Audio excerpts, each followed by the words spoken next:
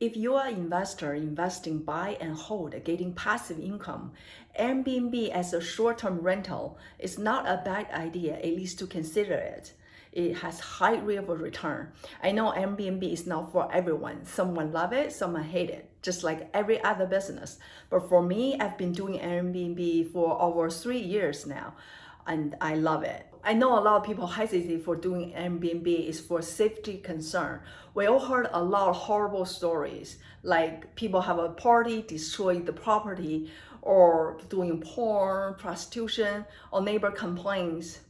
Well, they were all true, but I can tell you 99.99% of the time, you will meet normal people. They're polite and nice. You will have a pleasant experience with your guests from all around the world if you follow some simple rules. I've been doing this long enough to share some tips with you how to rent Airbnb safely. I have hosted a few hundred guests. I have a few hundred reviews. I haven't had any big issue with my guests. But before I start it, I also want to tell you really quick that why I love it. The main reason, of course, is economic incentive. I used to lease out my upstairs two-bedroom apartment for a few years, and I made less than half for what I've made from Airbnb. That's really my main motivation at the first. I used to make like around $15,000 a year from long-term leasing. Now I'm making over $30,000 a year every year from Airbnb for my 600 square feet apartment. That's not bad at all.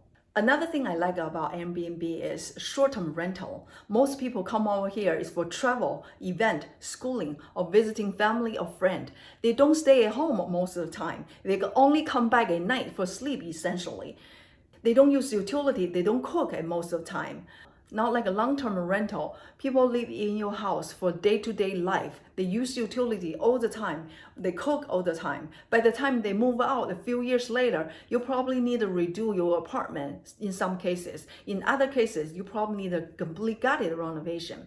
But for Airbnb, most of the time, most is like 99.9% of the time, people are very considerate. They clean after themselves. Just like you want them to write a good review to you, they want you to write a good review to them as well. My place looked like exactly what it looked like 3 years ago.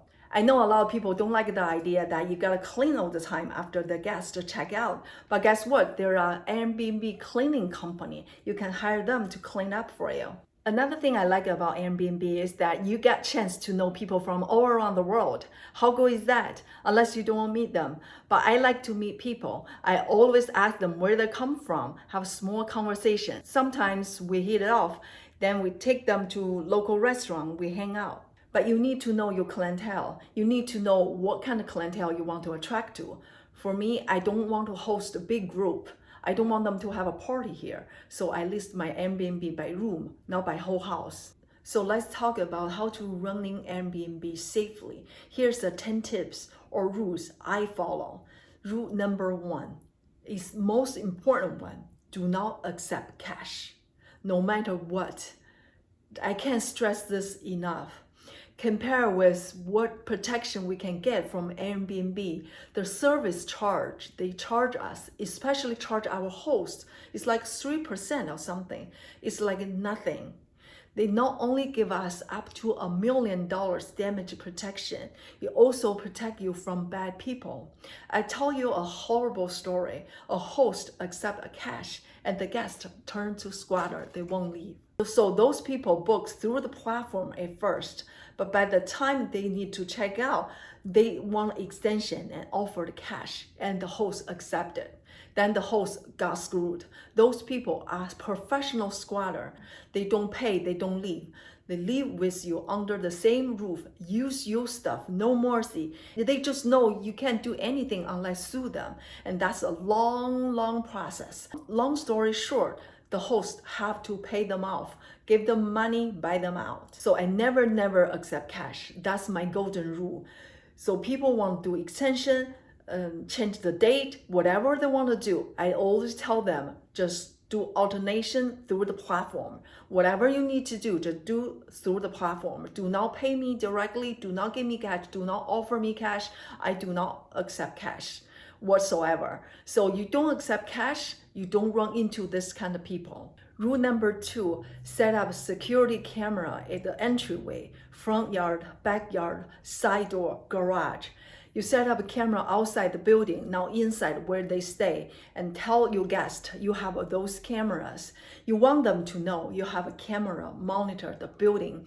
That you want them to follow the house rule while enjoy their stay. You want them to tell you if they have actual guests, they need permission. If they want to check in early, check out late, they need to let you know. Then you can accommodate their schedule. If people want to have a party, if they want to do something not supposed to do, and then they know you have a camera monitor entryway, they won't book your place. Rule number 3, use smart lock. You can set code or change code anytime, anywhere through your phone.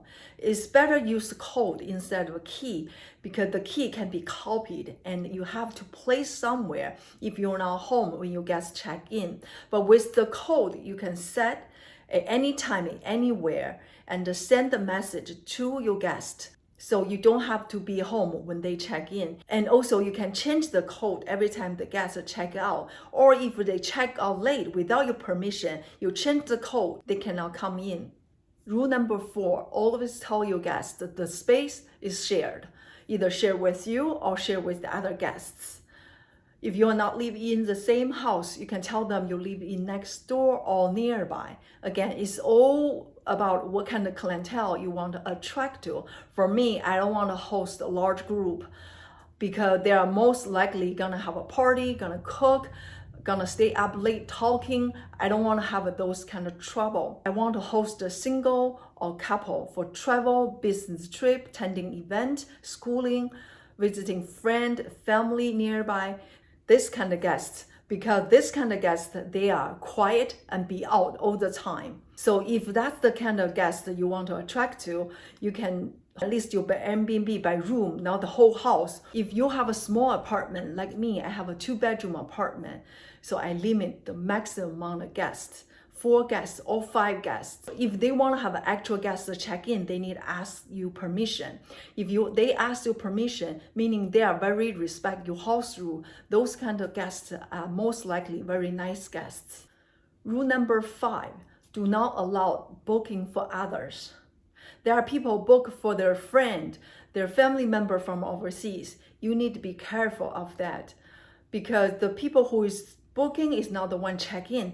The people who is check in may not respect your rules. I had an experience one time. This guy booked for his friend, and his friend, this lady, come from overseas because culture differences, I think. And she cooks a lot and left unwashed dishes in the sink, dirty pot on the stove, and the grease all over the place. Didn't clean at all. Then she check out late.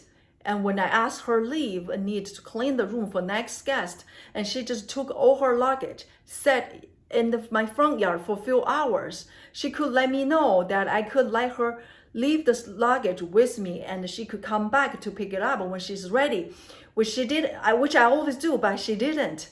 That was such headache. So from that point on, I never let people book for others unless it's immediate family member like parents. Number 6, only for short term, not long term. Short term is less than 27 days. I don't list my Airbnb as long term is because first of all, the rate is different. The longer, the more discount they will ask. My place is 95% occupancy without discount. So I don't give discount. I don't need to give out discount. And most importantly, you don't know the guest if he's pleasant or not.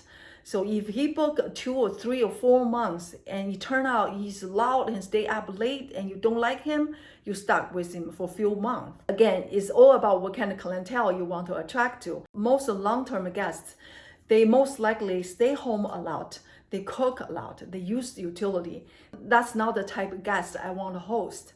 So I don't list my Airbnb as a long-term list. Number 7 is 2 rules. No one-night booking, no last-minute booking, especially from the same city. For my experience, those kind of people, they will check out very late, and most of the time they are drunk already. So last-minute booking, it especially come from the same city. Most of the time, they just come back from a party, from a wedding, from a bar, or sometimes just prostitution. I decline right away. I don't want to take any chances. Save me trouble. Sometimes people could be canceled from other bookings, so they need to find a place at last minute. But unless it's more than one night, I still don't accept. I don't want to take any chances. Number 8, send out house rules before they check in. I always send out my house rules before they check in. It's a simple check-in instruction, including key code, and most importantly, emphasize check-in and check-out time. I always tell my guests that if they need more time to check out, they can always leave their luggage with me and come back to pick up when they're ready to hit on the road. But they need to let me know so I can accommodate their schedule, because I always have a guest to check in later, so they need to leave the room on time. And also send out message with house rules is more serious than just read through the listing description. If any dispute, you have a record for your defense. Number 9, check reviews. If they don't have reviews, ask some simple questions. Tell them your house rules. This is important. I always check their reviews. If they have a dozens of 5-star reviews, or if they are Airbnb hosts themselves, those guests are the best. They know the drill. They never have a problem. That's why you can set up instant book. Those people who qualify, they can book instantly without your acceptance. If they are new to Airbnb or first-time booking, they don't have a review, so you can ask some simple questions like what bring them here, how long they will stay, and how many people will check in, and tell them your house rule, like no party, no pet, no smoke.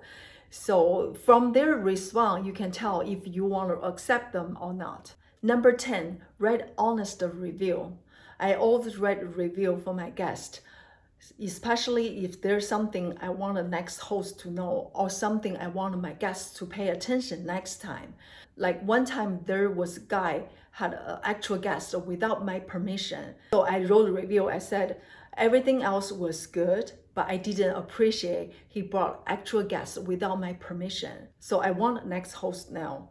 Write review is for other hosts, but it's also for yourself, because we all depends on reviews to determine whether or not to accept a booking. So if you are thinking about doing Airbnb, attract small group, no hassle, you can follow those simple rules. You'll just be fine. And most of the time, you'll have a pleasant experience. So I hope those tips can help you more or less for your Airbnb business. So good luck. See you next video.